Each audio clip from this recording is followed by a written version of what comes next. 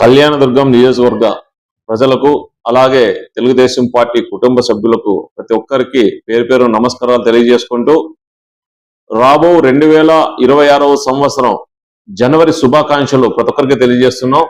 అలాగే 2026వ సంవత్సరంలో ప్రతి ఒక్కరూ ఆనందంగా ఆరోగ్యంగా నిండు నూరేరు సంతోషంగా ఉండాలని మనస్ఫూర్తిగా కోరుకుంటూ, అలాగే మంచి వర్షాలు వచ్చి రైతులు కూడా మంచి పంటలు పండించి ఆర్థికంగా అందరూ ఎదగాలని కోరుకుంటున్నాము.